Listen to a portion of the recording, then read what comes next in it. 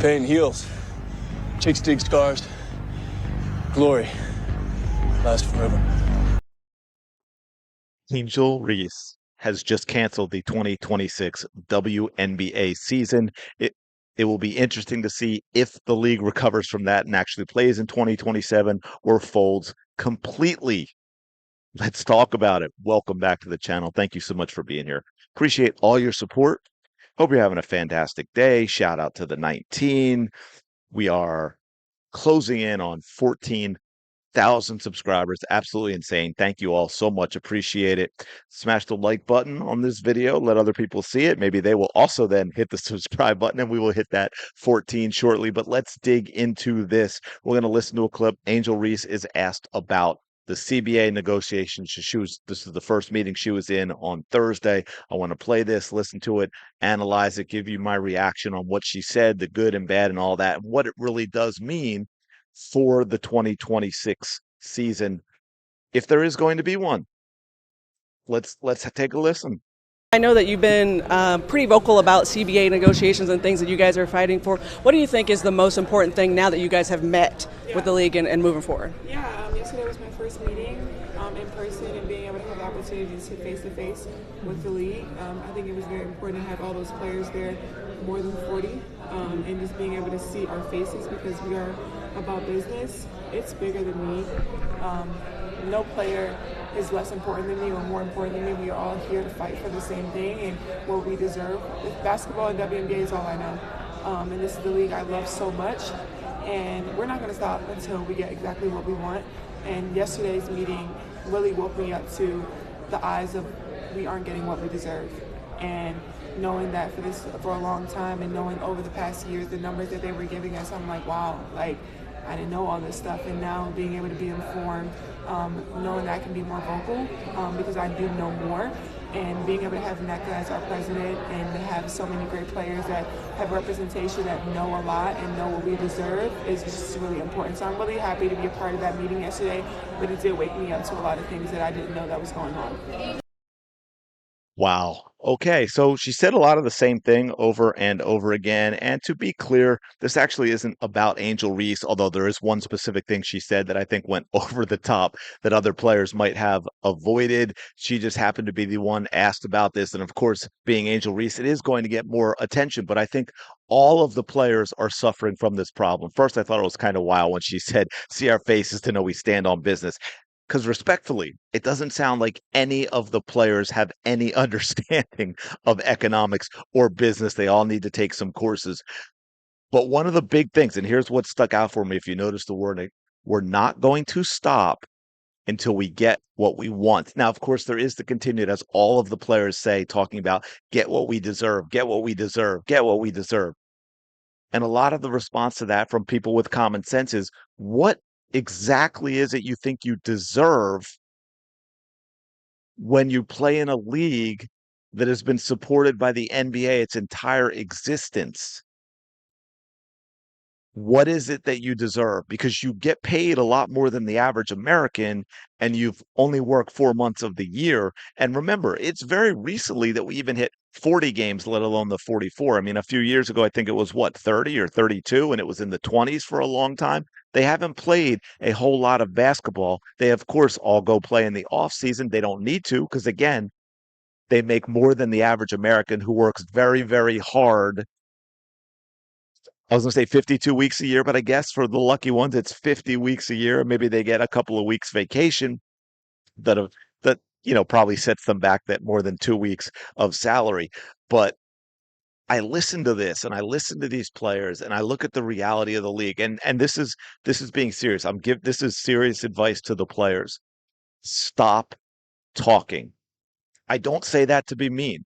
I'm being very, very serious in advice, in just experience, in people that I know that have dealt with labor negotiations, my experience of just being a huge sports fan and watching other leagues and all of the strikes and so forth. And if you go back and listen at any times that there were work stoppages or there were close to work stoppages, you had players who were very much on message, very much professional. And look, I get the whole You're going to ask for more than what you're willing to settle for. Right? That's part of negotiations, 100%.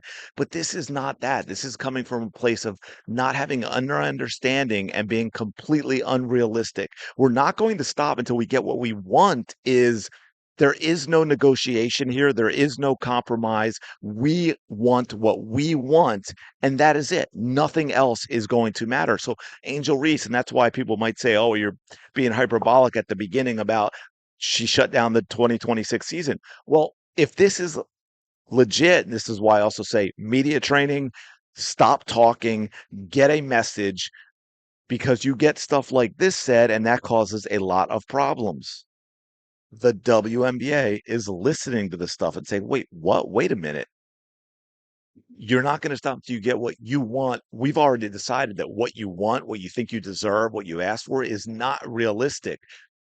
Do you know what that means? That means that the 2026 season will not be played. Look, the major professional sports leagues have gone on strike. It's been a little while. The replacements, hey, right? You catch the opening to this video, the whole Chick Stig Scars thing, that was based on something that actually happened back in the 80s, right? I want to say 87, where it was, I think, 3 games where they actually brought in replacement players and kept the season going. And then you had as it went on, just like in that movie, you had players cross over that picket line to play because either they wanted to get back to playing or they needed the money or a combination of both. So don't think that it's unrealistic that the WNBA season may not start on time or may not replace players and continue with the season without interruption. Yes, that is if the NFL can go get replacement players, folks, do you really think the WNBA, with all the players in Europe and so on, can't go do that? Do you really think they can't find players who are going to be like, hey, this is my shot, right? One chance, one opportunity. You're going to capture it or you just let it slip? Come on. So, serious advice to the players, stop talking. At the very least, get a message, a professional message. Go get advice from players who were involved in the talks and in putting together the messages for players in these other major sports in terms of when they were asked these questions. How about simply no comment? We're not going to talk about it. We're going to let negotiations play out. I understand sometimes there's always a battle in the media as well, but you need to get a coherent message. And again, I get the whole week. Look, it is the simplest version. We've all seen it in TVs or movies where people negotiate and they're real quick and it's like $50. I want 100, 60, 90, right? And it goes down and it's usually somewhere in the middle. Unless of course it's the Mummy and the guy negotiating with Rachel Weisz is just completely captivated by her beauty and actually bids lower than he had previously bid and completely loses out on what she was willing to give in order to save Rick's life. But that is a separate issue usually. And that is kind of this. So I get you're going to start at a place that's more than what you are happy to get. But that is not this message. This message was, we want what we want. We're not going to stop till we get it. That is not the message to put out there in order to make negotiations happen and find a deal that both sides can live with so that the 2026 season is not interrupted and players can get a benefit from the growth that's been seen the last couple of years thanks to Caitlin Clark, and the league can give up something that they are willing to accept and willing to live with so that we can all continue to grow the league and grow the WNBA, grow women's basketball, grow women's sports, something that everyone says that they want. So we'll see how it goes. But let me know your thoughts in the comments below. Smash the like button, subscribe to the channel. Really do appreciate it. Go have the day you deserve. I will talk to you later.